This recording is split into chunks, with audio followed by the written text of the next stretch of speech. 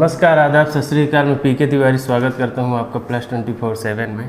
तो आइए आज बात करते हैं कि अतिथि शिक्षक के मुद्दे पर क्या हुआ है, क्या फैसला लिया गया है, क्या फैसला माननीय शिवराज सिंह चौहान के द्वारा लिया गया है और क्या फैसला हुआ, क्या उन्होंने निर्देश दिया है और अभी जो हाल ही के भ्रमण में आए थे तब उन्होंने क्या बोला है। तो एक एक करके विस्तार से चर्चा करेंगे। लेकिन उसके पहले यदि आप इस चैनल पर नए हैं तो इसको सब्सक्राइब करिए और ज़्यादा से ज़्यादा शेयर करिए, जिससे यह जानकारी सभी तक पहुंच सके। तो अभी एक जो घोषणा की बात चल रही थी कि माननीय शिवराज सिंह चौहान ने क्या क्या घोषणा किया है, तो ख़ास तौर पर उन्होंने जो घोषणा किया है वो पंचायत सचिवों के बारे में किया था कि 2000 और 500 रुपये 15 वर्ष से अधिक सेवा काल वाले पंचायत सचिवों के लिए 3000 रुपये विशेष भत्ता वृद्धि के लिए घोषणा करता हूँ। इसी तरह पुलिस विभाग में कार्यरत आरक्षक संवर्ग के कर्मचारियों को दिए जाने वाले विभिन्न आइटम्स एवं एवज के कुल समतुल्य रूप के रूप में भी उन्होंने कुछ घोषणाएं की हैं। और उस घोषणा के अनुसार यदि बात किया जाए तब तो मुझे लग रहा कि आप बहुत ज़्यादा खुश नहीं होंगे कि अतिथि शिक्षक को उन्होंने क्या दिया है।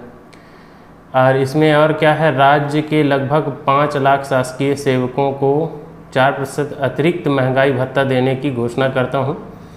इससे प्रतिवर्ष लगभग 800 करोड़ का व्यय भार आएगा। नियमित वेतनमान के समकक्ष निर्धारित संविदा वेतन पर विभिन्न विभागों में कार्यरत लगभग 37,000 संविदा कर्मियों को दे एक मुफ्त संविदा वेतन 27% के लिए वृद्धि की घोषणा करता हूँ। थोड़ा देखते हैं आपके, हाँ ये आ गया। न्यूनतम वेतन अधिनियम 1948 के प्रावधान के अंतर्गत श्रम विभाग द्वारा निर्धारित दैनिक मासिक वेतन पर शासकीय विभागों में कार्य करने वाले अकुशल, अर्धकुशल, कुशल, उच्च कुशल दर कर्मचारियों को 4000 रुपये मासिक की श्रम सम्मान राशि दिए जाने की घोषणा करता हूँ। फिर आ गया आपका पॉइंट, अतिथि शिक्षक।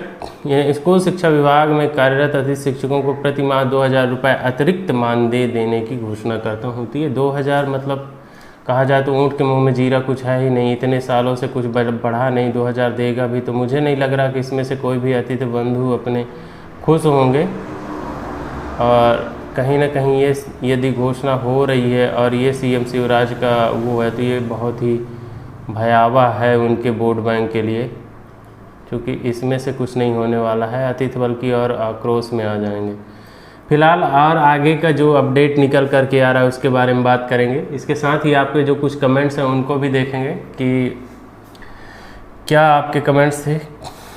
उज्जैन में विकास पर्व यात्रा के दौरान मुख्यमंत्री महोदय ने अतिथि शिक्षकों से कहा कि आपका भविष्य सुरक्षित किया जाएगा, मैं जल्द ही पंचायत बुलाने वाला हूँ।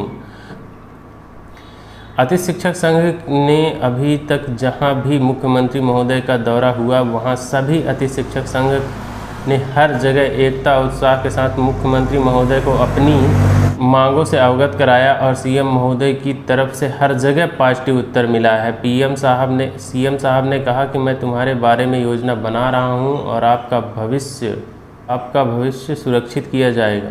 चुनावी साल विकास यात्रा के पर्व कार्यक्रम जगह जगह जहां चल रहा है, अतिथि शिक्षक के संघ के पदाधिकारी ने कहा कि अगर हमारी मांग पूरी नहीं होती तो हम पूरा अतिथि शिक्षक संघ के पदाधिकारी जो है सरकार के खिलाफ खड़े हो जाएंगे। यदि हमारी मांग जल्द पूरी नहीं करती तो प्रदेश अध्यक्ष, जिला अध्यक्ष मिलकर एक महाआंदोलन की तारीख निश्चित करेंगे और भोपाल में एक बड़ा महाआंदोलन होगा और इसकी ज़रूरत भी है। सालों से शोषण का शिकार होता रहा अतिथि शिक्षक संघ।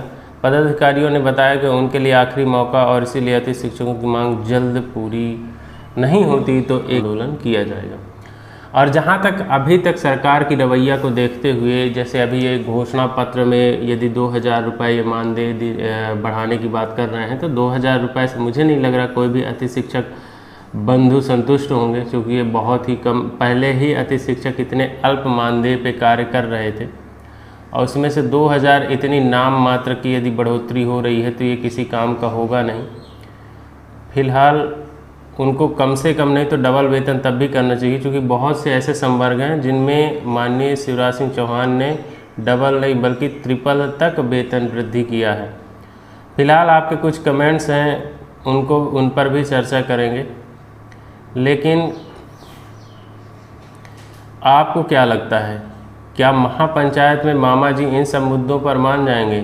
क्योंकि खास तौर पर सबसे महान जो पॉइंट निकल करके आ रही है, जो होना चाहिए, वो है अतिथि शिक्षक का नियमितीकरण। वेतन तो नियमितीकरण के बाद ऑलरेडी बढ़ ही जाएगा, लेकिन जैसे अभी चल रहा है क्या, ट्रांसफ़र प्रक्रिया। और यदि ट्रांसफ़र प्रक्रिया में और टीचर आ गए तो जो टीचर हैं अतिथि के वो निकल जाएंगे, तो फिर मतलब क्या निकलेगा। इसलिए सबसे ज़रूरी जो मुद्दा है वो है नियमितीकरण। यदि एक बार नियमितीकरण हो जाता है तो इसके बाद वो वेतन बढ़ाएंगे ही, उसमें कोई दिक्कत नहीं होगी। लेकिन फर्स्ट ऑफ ऑल कि नियमितीकरण की मुद्दा सबसे इम्पोर्टेंट है, पहले उसको रखना चाहिए मेन पेज पे, इसके बाद बाकी। तो शिक्षक कभी नियमित ही नहीं होंगे, संविदा शिक्षक का एग्ज़ाम क्लियर करें, भ्रमित ना हो। अब देखो भाई, इसमें कुछ लोगों ने यहाँ के बारे में बोला है कि हिमाचल प्रदेश एवं कर्नाटक का अध्ययन करें। तो हिमाचल प्रदेश और कर्नाटक में क्या हुआ, देखिए ये बहुत कुछ डिपेंड करता है पर्सन ऑफ सीएम क्या सोच रहे हैं, ठीक है, और उनकी पार्टी किस तरह से काम कर रही है। फिलहाल चुनावी साल है तो देखो कुछ भी हो सकता है। और सबसे इम्पोर्टेंट तो ये है कि गेस्ट टीचर को लगे रहना चाहिए। और यदि अभी तक ये मेरे हिसाब से बहुत बड़ी सफलता है, क्योंकि इसके पहले शिवराज सिंह चौहान के द्वारा कभी कुछ बोला ही नहीं गया है अतिथि शिक्षकों के बारे में। ये फर्स्ट टाइम है कि उन्होंने कुछ ना कुछ तो रिप्लाई दिया ही है। तो कुछ लोगों का कहना है कि सर पहले नियमितीकरण करना चाहिए, 62 वर्ष कार्यकाल करना चाहिए। हाँ सही बात है, ऐसा होना भी चाहिए। बहुत सारे कमेंट्स भी आप लोगों के आए हैं, तो वही सेम पॉजिटिव प्रक्रिया है। अगर नहीं हो रहा है तो एक विशाल आंदोलन की ज़रूरत है। तो फिलहाल आज का अपडेट यहीं तक, मिलेंगे आगे नेक्स्ट वीडियो में। तब तक के लिए जय हिंद, आपका दिन शुभ हो, हंसते रहिए, मुस्कुराते रहिए। बहुत बहुत धन्यवाद।